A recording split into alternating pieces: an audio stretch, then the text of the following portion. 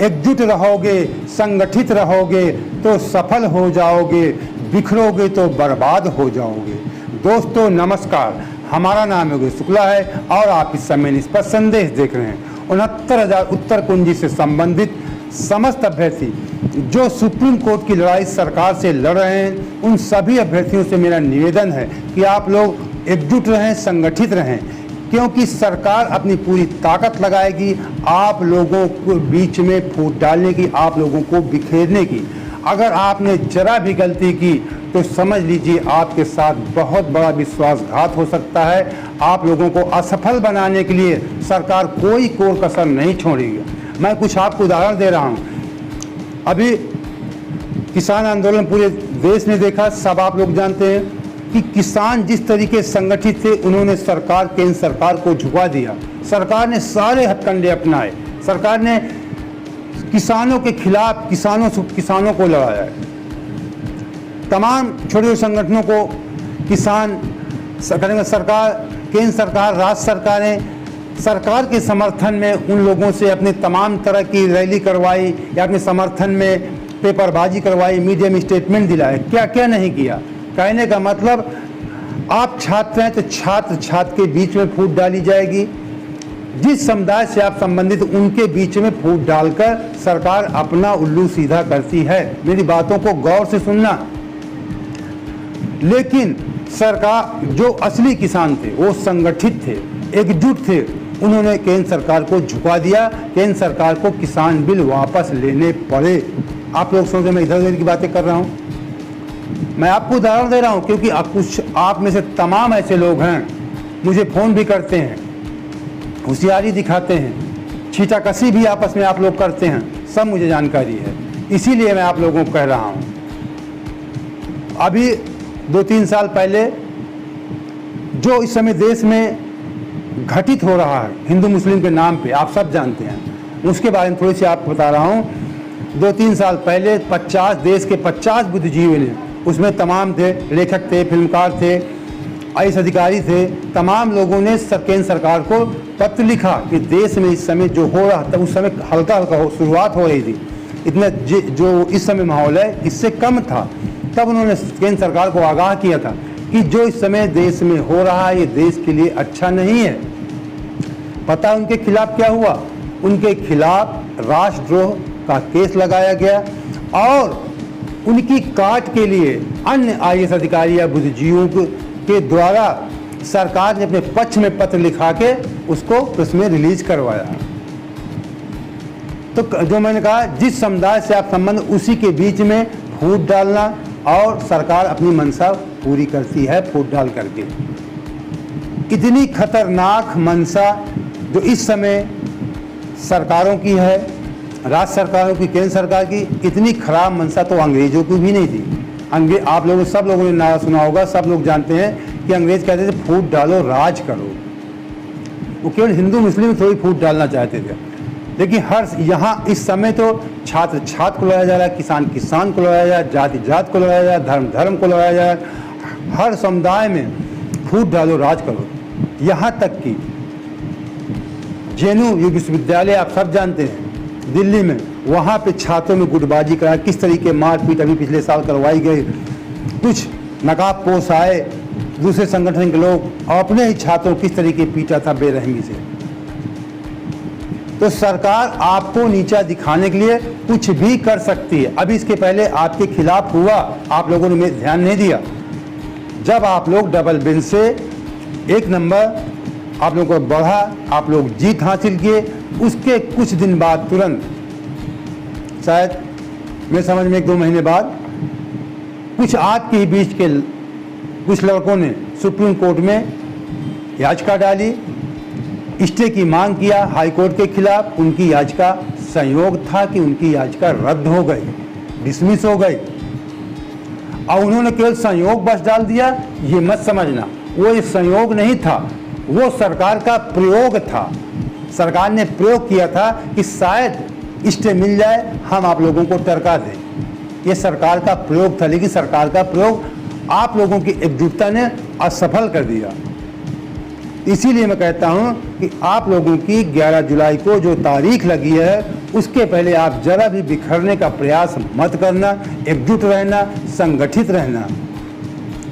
बहुत सारे आपके बीच के ही अभ्यर्थी हैं, वो लोग मुझसे फ़ोन में पूछते हैं, मतलब घुमा के पूछते हैं। मैं जानता हूँ लोग आपके ग्रुप में, जो आप लोगों का कहने का मतलब जो लीगल टीम का ग्रुप बना हुआ है उसमें वो लोग कुछ लोग नहीं सम्मिलित होंगे, या सम्मिलित भी होंगे तो चंदन एजेंसियों को फ़ोन करने की, लीगल टीम से बात करने की लोगों की हिम्मत नहीं पड़ती होगी। तो वो मुझसे घुमा के पूछते हैं कि सर सुप्रीम कोर्ट का वकील कौन है, क्या जानकारी है, जबकि मैं जानता हूँ कि मुझसे ज़्यादा जानकारी आपकी लीगल टीम आपको ग्रुप के माध्यम से उपलब्ध करवा देती है। कौन वकील हैं, क्या होगा, कैसे होगा, सब आपको जानकारी रहती है ग्रुप में। लेकिन फिर भी वो मुझसे घुमा के पूछने का प्रयास करते हैं, अपने आप को और स्मार्ट बनते हैं कि हम बहुत होशियार हैं। हो सकता है, मानते हैं बहुत लोगों के पास पैसा नहीं होता चंदा देने के लिए, लेकिन बहुत ऐसे कम लोग होते हैं। अभी आपको सरकार कह दे कि आप चुपचाप आ जाओ, हम आपको भर्ती करते हैं, आप लाखों रुपए इकट्ठा करके कोई मीडिएटर उसको आप दे देंगे, लेकिन 2-4-5 हज़ार रुपये इकट्ठा करने आपको आप तरह तरह के बहाने करेंगे। हो सकता है, मानता हूँ बहुत सारे ऐसे लोग, परिस्थितियाँ होती हैं कि 2-4-5 हज़ार का 100 रुपये इकट्ठा करना कभी कभी मुश्किल हो जाता है। तो ऐसी बात नहीं कि आप चोर बने। आप अपने लीगल टीम के जो भी जितने भी लोग हैं, बहुत अच्छे लोग, मैं सबको जानता हूँ, उनसे आप रिक्वेस्ट कर सकते हैं, निवेदन कर सकते हैं कि भाई साहब आप हमें शामिल कर लीजिए, हम आप बाद में आपको समझ लेंगे, या आप हमारे माफ़ कर दीजिए, निश्चित करेंगे, इसमें कोई दो राय नहीं है। लेकिन चोर मत बनिए, लीगल टीम का साथ दीजिए, ग्रुप में जुड़े रहिए। इसलिए मैं कह रहा हूँ एकजुट रहो, संगठित रहो, पैसे लेने में भागो मत।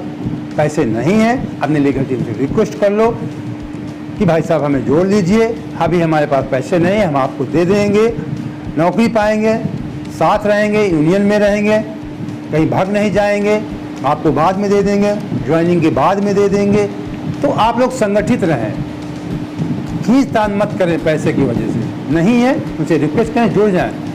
किसी के पास ज़्यादा प्रॉब्लम है मुझे फ़ोन करके बताएं, मेरा फ़ोन नंबर डिस्क्रिप्शन बॉक्स में पड़ा रहता है। मैं आपकी तरफ से, आपकी लीगल टीम से रिक्वेस्ट कर दूंगा हाथ जोड़ के कि भाई साहब इनकी स्थिति सही नहीं है, इन्हें ग्रुप में जोड़ लीजिए। मेरी तरफ से मैं निवेदन कर दूंगा, लेकिन आप ग्रुप में जुड़े रहिए, आपको पल पल की जानकारी मिलेगी, आप संगठित रहेंगे तो आपको आपके जो लीगल टीम है उनको भी ताकत प्रदान होती है। केवल पैसे से नहीं कि हमारे टीम में इतने लोग जुड़े हैं। मैं जानता हूँ जितने आप लोग 1 नंबर से पास हैं, शायद उसमें से आधे लोग भी अभी लीगल टीम से जुड़े होंगे, जो मुझे थोड़ी बहुत जानकारी है। लगभग 700 के आसपास आप लोग पास होंगे, जो एक आंकड़ा निकल कर आता है, जो बातचीत में समझ में आता है। लेकिन मेरे समझ में 250, 300, 350 से ज़्यादा नहीं आप लोग जुड़े होंगे ग्रुप में, ये मैं गारंटेड बात बता रहा हूँ। बहुत आप लोग और स्मार्ट बनते हैं, स्मार्ट मत बनिए, ग्रुप में जुड़ जाइए। पैसा नहीं है, निवेदन कर लीजिए, संगठित रहिए, नहीं सरकार आपके खिलाफ षड्यंत्र चलेगी। फिर कह रहा हूँ, जैसे अभी एक बार सरकार ने आपके ही बीच के एक व्यक्ति के द्वारा, जहाँ तक मुझे जानकारी है कुछ थोड़ी बहुत, कि शायद वो लोग बीजेपी पार्टी जो वर्तमान सत्ता में पार्टी है उससे जुड़े हुए लोग ही थे, जो सुप्रीम कोर्ट गए थे। आप लोग पता कर लिए, आप लोग जानते होंगे। तो सरकार डायरेक्ट, कोई मंत्री या मुख्यमंत्री या डायरेक्ट वो लोग नहीं आते हैं, माध्यम से करवाया जाता है। ये सरकारों का खेल होता है, कोई सरकार कम करती है, कोई ज़्यादा करती है। मैं किसी पार्टी विशेष की बात नहीं कर रहा हूँ। इस समय ज़्यादा हो रहा है, ये एक अलग बात है। तमाम ऐसे शिक्षा मित्रों का हाल आपने देखा, हर जगह फूट डालो, राज करो, ये सरकार की नीयत होती है। तो सरकार की नीयत से आप सावधान रहें। ये अधिकारी कितना आप लोगों के साथ विश्वासघात किया, 7-8 महीने आपसे कहा कि अब हम सुप्रीम कोर्ट नहीं जाएंगे, आपने धरना प्रदर्शन किया, आपको ज्वाइन दे देंगे, लेकिन फिर कितना कुठाराघात, विश्वासघात आपके साथ हुआ। किसी अधिकारी की हिम्मत थी कि मुख्यमंत्री जी कह दें या मंत्री जी कह दें वो सुप्रीम कोर्ट चला जाए? नहीं, हिम्मत नहीं हो सकती है। आपको गुमराह किया जाता है कि अधिकारी नहीं चले गए। ये कहीं ना कहीं सरकार का इशारा होता है। सरकार झुकना नहीं चाहती, आपको झुकाना चाहती है। इसलिए जो 11 जुलाई आपकी तारीख लगी है, नहीं जानते हो, जो ग्रुप के बाहर हो, नहीं जुड़े हो तो जुड़ जाओ। मैं आपको जानकारी दूँ, 11 जुलाई आपकी तारीख लगी है। सुप्रीम कोर्ट में आपके बहुत अच्छे वकील, जो आपके टीम लीडर हैं, बहुत अच्छे वकील किया राकेश द्विवेदी जी को। कुछ लोग मुझसे वकील का नाम बहाने से पूछना चाहते हैं, तो मैं बता रहा हूँ, राकेश द्विवेदी वकील हैं, बहुत बड़े वकील हैं, सर्विस मैटर के टॉप 10 में नहीं, टॉप 1 में हैं, ये आप समझ लीजिए। मुझे यहाँ तक जानकारी है कि जब उन्होंने आपकी फाइल पढ़ा तो उन्होंने कहा ये केस तो मेरे, मतलब जो मीडिएटर वकील थे उनसे कहा कि आप ये केस मेरे पास क्यों ले, मेरे पास लेने का मतलब कि इतना बड़ा केस नहीं है कि मुझे आप हायर करें। मुझसे नीचे वाले वकील इस मामले को सॉल्व करवा सकते थे।